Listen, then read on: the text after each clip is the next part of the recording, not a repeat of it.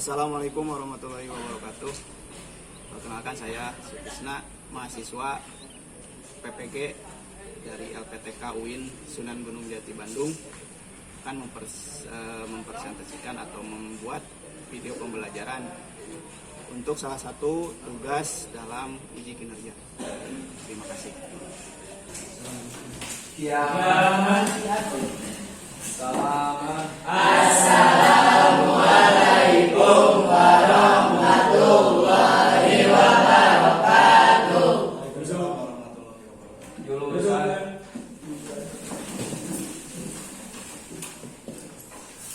Assalamualaikum warahmatullahi wabarakatuh. Assalamualaikum warahmatullahi wabarakatuh. Waalaikumsalam warahmatullahi wabarakatuh.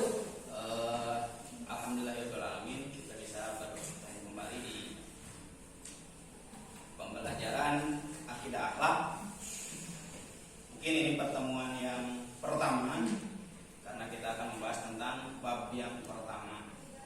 Sebelum itu, apa kabar kalian begini? Alhamdulillah.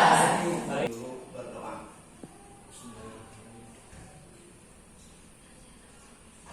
Sebelum belajar, mari kita berdoa. Berdoa mulai. Rabbi shrah li sadri wa yassir li amri wahlul 'uqdatam min lisani yafqahu qawli. Sebelum itu, Bapak akan absen dulu untuk melihat kehadiran pada hari ini. Pembelajarannya, kita akan membahas tentang akhlak tercela atau sifat tercela hubud dunia. Sebelum itu, untuk apa kita mempelajari materi hubud dunia? Pertama, kalian itu bisa menganalisis studi kasus atau permasalahan yang berkaitan dengan pemahaman hubud dunia. Mungkin ada yang tahu apa itu hubud dunia. Naon hartosna? Cinta dunia. Kedua, mengidentifikasi informasi relevan dan merumuskan pertanyaan kunci terkait permasalahan yang dibuat. Mungkin ada yang ketika kalian mendengar kata hubud dunia, apa yang menjadi pertanyaan terbesar kalian ketika mendengar kata hubud dunia? Ada tidak pertanyaan yang terbesit? Mungkin bisa jadi apa itu hubud dunia? Sapertos kumaha anu hubud dunia yang dilarang itu? Karena kan kita hidup di dunia. Cinta dunia yang seperti apa? Seperti itu, pertanyaan-pertanyaan seperti itu. Ketiga, mengumpulkan dan menganalisis informasi dari berbagai sumber untuk memahami konsep hubud dunia dalam konteks permasalahan. Nanti kita, karena kita akan pelajari akhlak tercela atau sifat tercela hubud dunia dengan menggunakan pendekatan pembelajaran problem based learning atau PBL. Jadi kalian nanti akan diberikan suatu kasus yang harus kalian kerjakan dan nanti kita akan diskusikan bersama-sama. Kemudian mengembangkan solusi yang kreatif berdasarkan dalil mengakui dan akli untuk mengatasi permasalahan yang diidentifikasi. Kemudian mempresentasikan solusi yang telah dirumuskan secara sistematis dan argumentatif. Nanti kita akan membahas solusinya dari permasalahan yang akan kita pecahkan.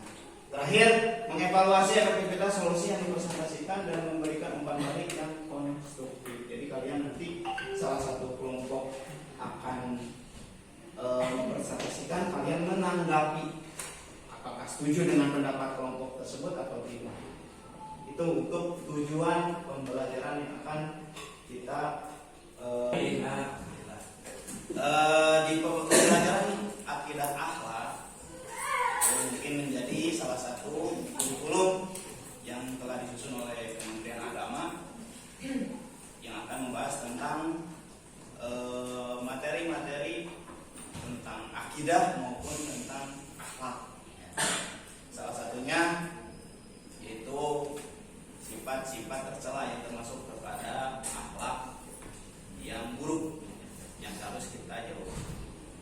kita langsung saja.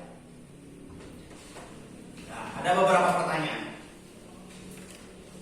Dalam kehidupan sehari-hari, tanda-tanda apa sajakah yang menurut kalian, menurut Anda, menunjukkan bahwa seseorang memiliki kecenderungan kuat terhadap ubud dunia? Ada yang mau jawab?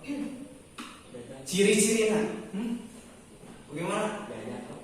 Jajan wae, wah boros. Bisa. Ada lagi? Mengumpulkan harta, Pak. Ngumpul-ngumpul harta. Ada lagi? Jika ada mas pelajari hari ini. Kemudian tahapan pembelajaran. Pada saat ini kita akan mempelajari dengan tahapan-tahapan sebagai berikut. Pertama, kalian harus mengamati. Nanti kita akan menonton suatu video, melihat suatu gambar, kalian mengamati dan berikan tanggapan kalian. Ini Bapak sudah ada lembar kerja, kalian kerjakan.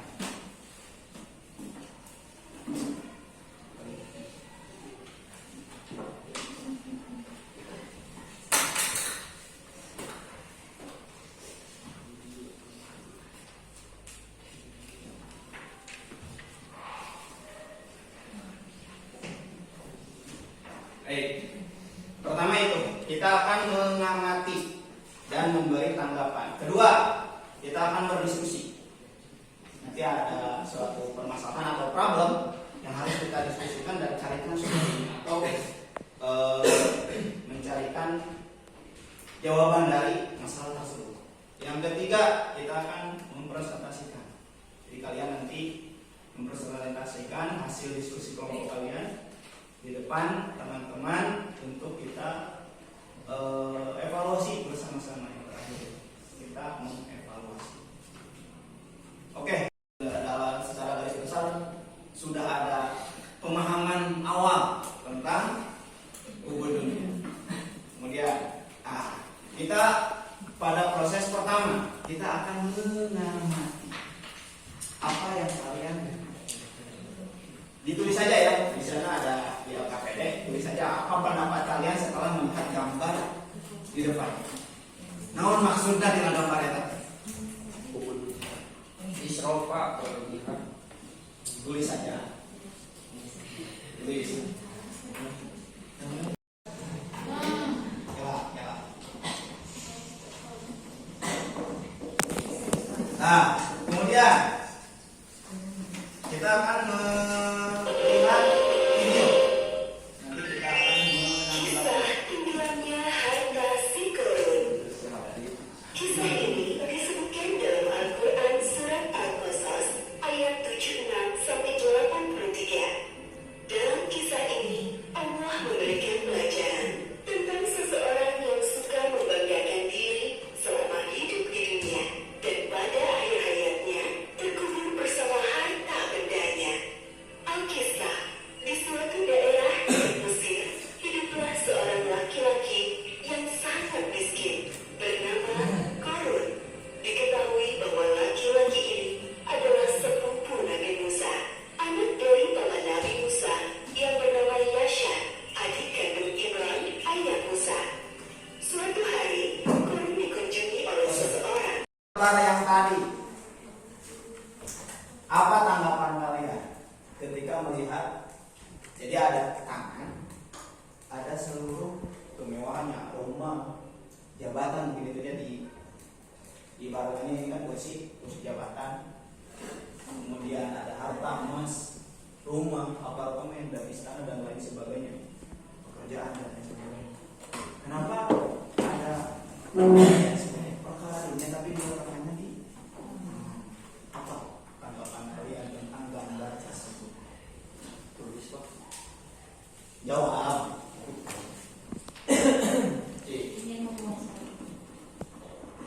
Ada yang tahu apa maksud dari gambar tersebut? Dunia itu diletakkan di tangan, bukan di Kaki hati. Nah itu namanya ada namanya cinta makan di hati. Jadi dunia itu jangan diletakkan di hati, ya, supaya tidak terjerumus kepada sifat ubud, cinta terhadap dunia. simpan di tangan saja, jangan dimasukkan ke hati.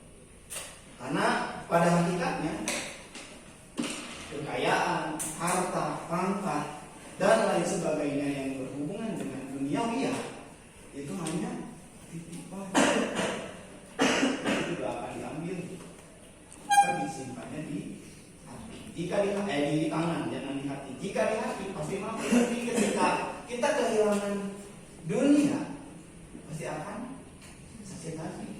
Itu yang disebut hubungan. Kemudian dari video yang tadi, video tentang kisah Korun.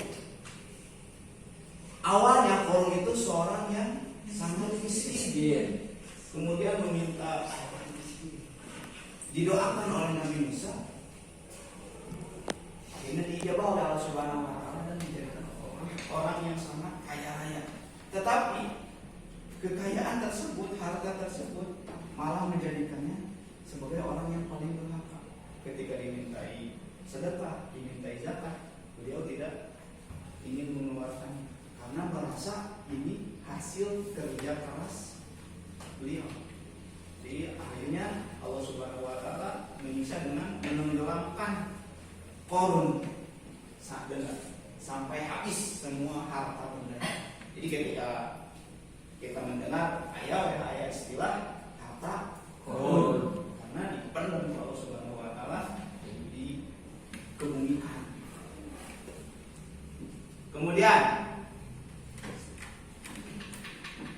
sekarang di sana ada di LKPD ada atau di buku ada pengertiannya. Jadi kita sekarang memahami materi pengertian hubud dunia. Hubud dunia adalah cinta dunia yang berlebihan. Tadi saya, jika kita meletakkan dunia itu di hati, pasti bakal iri hati ketika dunia itu meninggalkan kita. Hubud dunia adalah sumber kehancuran umat. Penyakit ini sangat berbahaya karena dapat melemahkan dan mengurangi keimanan seseorang. Jadi lebih percayakan dengan dunia daripada Allah. Jadi mempengaruhi kualitas keimanan. Yang dimaksud hubudnya di sini adalah mencintai dunia dengan melupakan kehidupan akhirat. Merasa jadi dunia cukup hanya di dunia saja, tanpa memikirkan kehidupan di akhirat. Kemudian, apa yang melandasi atau dalil apa yang melarang kita tidak boleh memiliki sifat hubud dunia? Terdapat dalam Quran surat Al-Hadid ayat 20. Kita baca bersama-sama. A'udzu billahi minasy syaithanir rajim. Bismillahirrahmanirrahim. Melanjutkan tahapan pembelajaran yaitu kita berdiskusi. Sudah dibagi menjadi beberapa kelompok. Di sana ada lembar kerja kelompok yang harus kalian kerjakan. Jadi generasi muda ya. Nah, di muka duanya ya.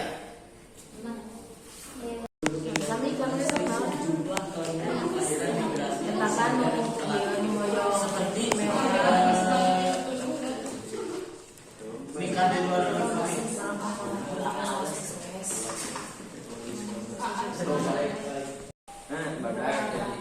Nah, Bapak Hasan, seorang peserta dan tugas kelompok menilai perilaku dalam analisa dunia. Bagaimana? Assalamualaikum warahmatullahi wabarakatuh. Perkenalkan, kami dari kelompok 1 ingin mempresentasikan hasil diskusi kami. Untuk menjawab pertanyaan pertama, ya dari perilaku yang mencerminkan hubungan dunia yang bernama keamanan, yaitu mengumpulkan harta. Dan yang kedua untuk Rina adalah tidak merasa puas dengan apa yang ada atau tidak mensyukuri nikmat. Yang ketiga untuk Bapak Hasan yaitu iri terhadap orang yang lebih sukses dari darinya. Yang terakhir, sekelompok remaja adalah obsesi terhadap dunia. Kalian silakan berada yang ditanyakan. Menanggapi, menyangka, oh sanes, bukan itu mah, bukan itu sifatnya.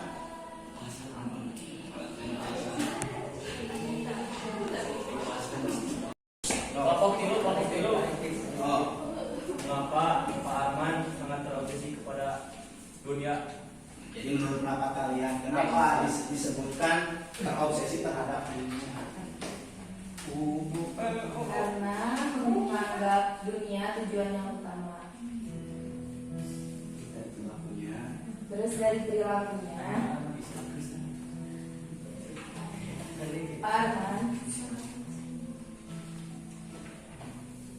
sangat Wah, puas. puas. Kita sudah melaksanakan diskusi dan presentase, saling menanggapi, saling berkomentar. Kita ke tahapan pembelajaran yang terakhir, yaitu evaluasi. Silakan kalian buka lagi LKPD-nya. Di sana ada pertanyaan-pertanyaan soal tes yang harus kalian kerjakan. Silakan dikerjakan.